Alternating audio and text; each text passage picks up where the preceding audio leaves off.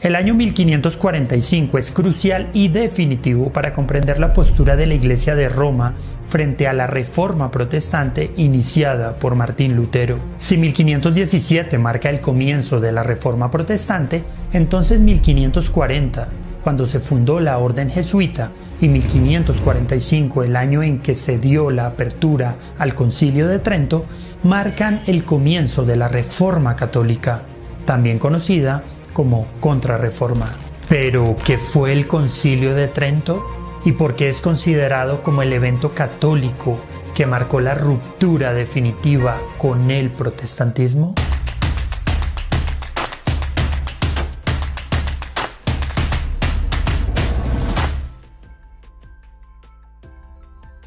Cuando Lutero hizo su famoso llamado a una reforma de la Iglesia, no todos los seguidores de la doctrina romana dejaron su iglesia y se hicieron protestantes.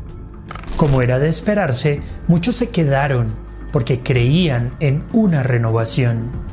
El Papa León X, amante de los placeres, no era la persona idónea para emprender esa renovación que era vista por muchos como necesaria.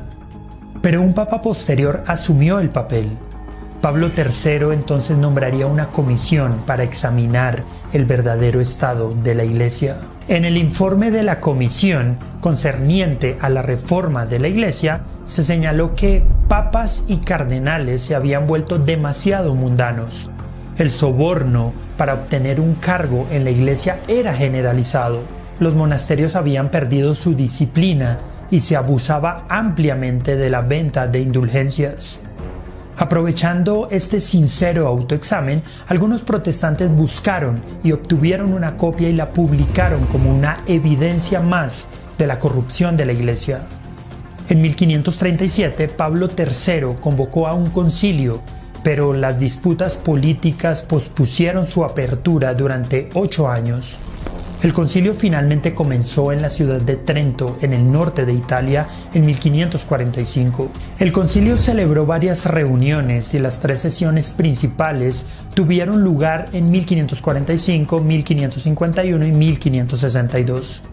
Las sesiones prolongadas y las largas demoras entre ellas hicieron que los representantes cambiaran a lo largo del consejo, y la asistencia fue pequeña.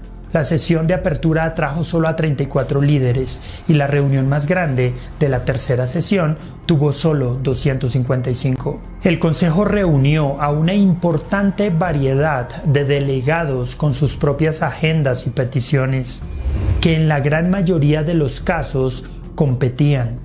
Algunos eclesiásticos, en particular miembros de la curia papal, se resistieron a cualquier reforma que pudiera entorpecer sus estilos de vida. Los obispos de España y Francia querían un papel más fuerte e independiente.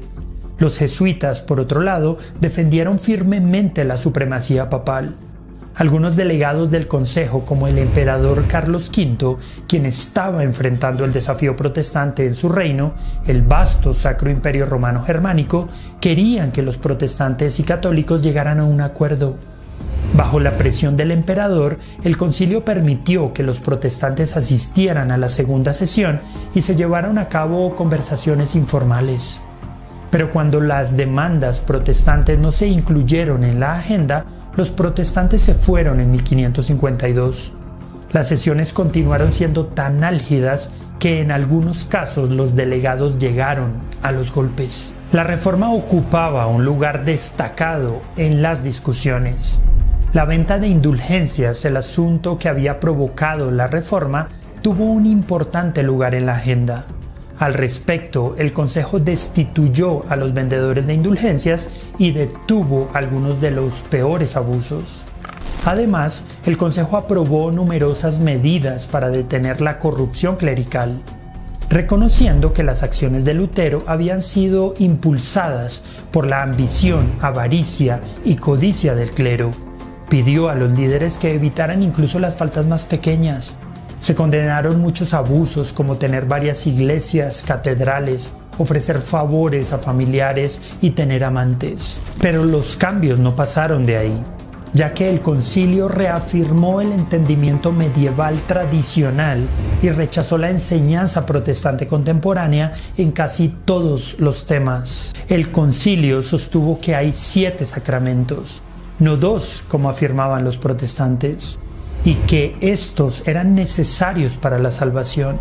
Todas las interpretaciones protestantes de la comunión fueron condenadas y se reafirmó la creencia de que el pan y el vino se convierten en sustancia en el cuerpo y la sangre de Cristo, más conocida como transubstanciación.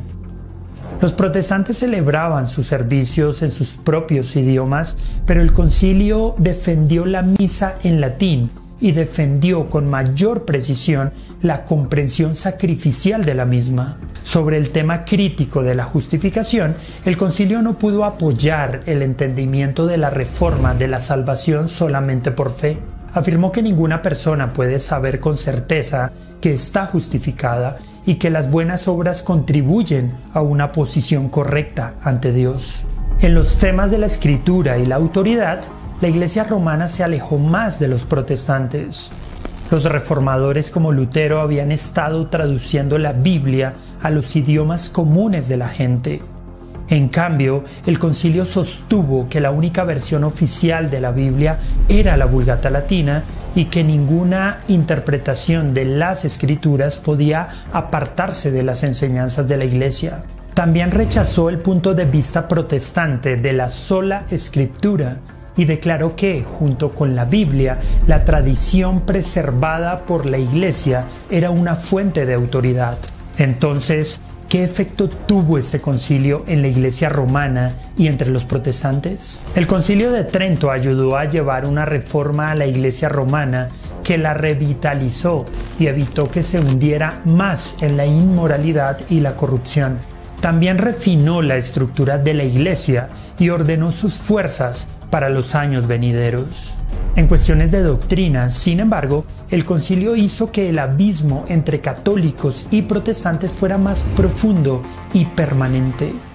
Cualquier esperanza restante de unificación se desvaneció. El Concilio de Trento definió lo que sería el catolicismo durante los 4 siglos siguientes. No fue sino hasta el Concilio Vaticano II en la década de 1960 que tuvo lugar un reexamen importante de las posiciones de la Iglesia romana. ¿Y tú, qué piensas? ¿Crees que hubiera sido posible algún tipo de unificación entre católicos y protestantes en este concilio? ¿Por qué crees que la Iglesia romana se mantuvo tan